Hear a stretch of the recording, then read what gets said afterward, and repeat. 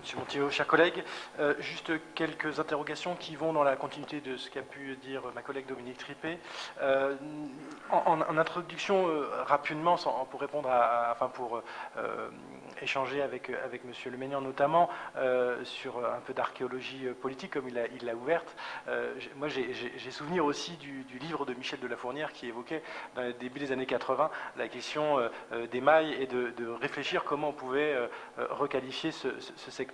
Et je vous remercie pour cette présentation et cette petite approche historique qui a permis aussi, comme vous avez pu l'identifier et le mettre comme un préalable sur les différentes circulations, le transport en site propre, les autoroutes cyclables. Et c'est vrai qu'aujourd'hui, on ne peut penser la mobilité en centre-ville sans avoir ces préalables dans les discussions. Et je vois que vous l'avez intégré à l'initiative de ce projet et nous y serons attentifs. Juste pour revenir sur le cœur du projet qui nous est présenté ce soir, en tout cas du protocole d'accord, comme il a été dit, hein, c'est un projet à tiroir, il y a un projet de logement, il y a un projet commercial et il y a un projet urbain. Quelques questions qui ont pu déjà être évoquées, mais que je voulais être lequel un peu appuyé dessus. Le premier sur la question du logement.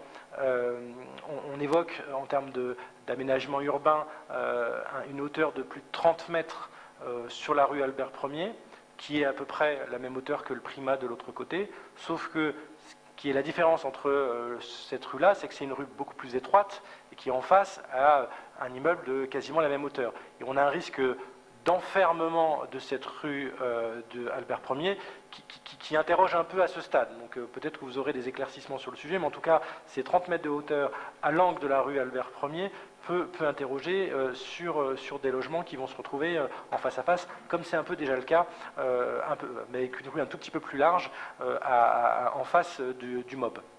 Également, bon après, on n'en est que sur le protocole d'accord, mais sur la typologie de ces logements, est-ce que ça seront, est-ce qu'il y aura un peu de mixité également dans ces logements qui seront construits, mais je pense qu'on y viendra par la suite.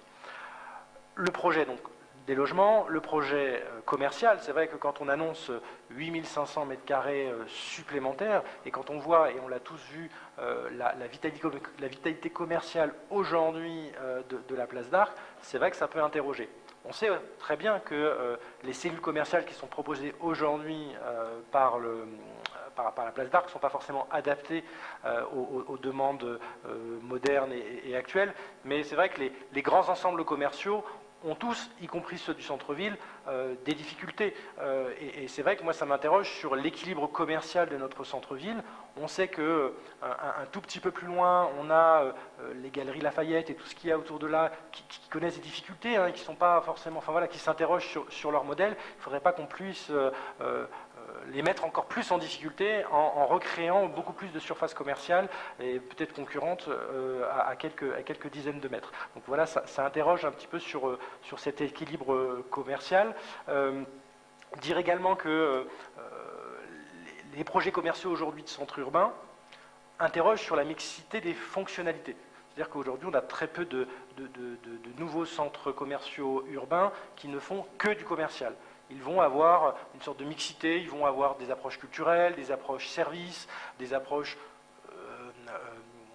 installation d'un poste de police, etc. Et c'est vrai qu'aujourd'hui, on doit peut-être aussi interroger sur les fonctionnalités qu'on attend aujourd'hui d'un centre commercial de centre-ville. Et peut-être que ce n'est pas uniquement un centre commercial qui vit de 9h à 19h et qui pourrait vivre à d'autres moments de la journée. Quid aussi de la question du cinéma? Est-ce qu'il est complètement détruit? Est-ce qu'il est réhabilité? Est-ce que ça pourrait être une salle particulière? Donc voilà, il faut qu'on ait ce questionnement et j'espère qu'on pourra l'avoir prochainement au conseil municipal pour interroger les différentes fonctionnalités que pourrait proposer ce centre commercial. Et donc nous, voilà, moi j'en fais quelques-unes. La question d'une offre culturelle, est-ce que ça peut être un espace de diffusion culturelle, une zone d'exposition, voilà, on a des choses de petites salles de spectacle. Voilà, on doit pouvoir interroger cette fonctionnalité-là. C'est également donc projet logement, projet commercial et projet urbain.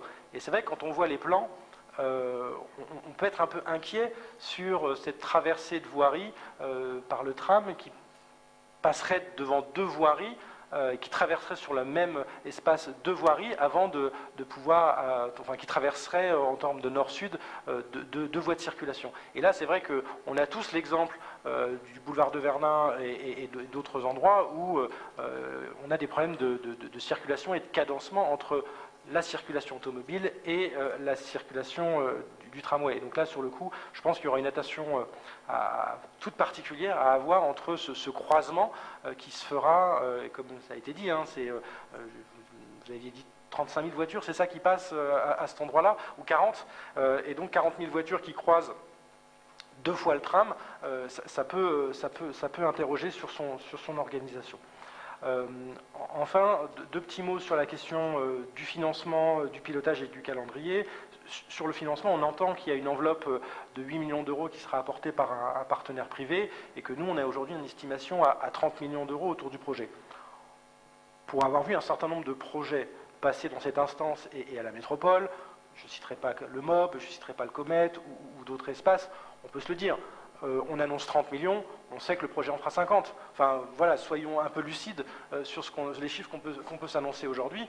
Et clairement, et peut-être que ce sera peut-être même plus, mais c'est normal, il y a des aléas, il y aura un chiffrage qui va s'affiner, etc. Mais aujourd'hui, annoncer 8 millions bloqués par un opérateur privé, moi ça me questionne. Très clairement aujourd'hui, je me dis qu'on va créer un espace commercial important, on va créer des logements et on a un partenaire qui a une contribution bloquée alors que le projet pourrait connaître des évolutions importantes.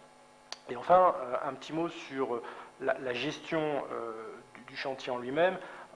On sera sur un site, mais ça vous en avez bien conscience, très dense, très central, en lien avec la liaison avec la gare, c'est-à-dire que c'est une question aussi qu'on doit pouvoir interroger. Et pendant cette gestion de chantier, il faut qu'on puisse être attentif à toutes ces circulations. Je sais que vous le saurez, mais y compris sur la question, et on l'a déjà évoqué à plusieurs reprises, mais j'ai l'impression que c'est un sujet qui peine à avancer, sur la gestion du bruit, sur la gestion des horaires de ces travaux. Et donc là-dessus, on doit pouvoir avancer. Et je terminerai mon propos juste par une petite allusion sur les questions de logement, et vous évoquiez tout à l'heure, et c'est vous qui avez ouvert la porte, hein, sur le fait de ne pas avoir urbanisé sur l'espace de la Charpenterie et ne pas avoir créé des logements à la place du parc. Aujourd'hui, moi j'ai l'impression qu'on est dans la même situation, où on a un projet où on veut créer 30 mètres, et donc je ne sais plus combien, je crois, c'est 5 000 mètres carrés ou 10 000 mètres carrés de logements supplémentaires. Et peut-être que dans le modèle économique du projet, on pourrait peut-être interroger sur est-ce qu'on a vraiment besoin de densifier encore plus cet espace-là et de monter en hauteur. Je ne suis pas contre la densification de la ville, mais voilà, est-ce qu'on ne pourrait pas au moins s'interroger sur la possibilité de faire différemment sur l'urbanisation de ce secteur-là.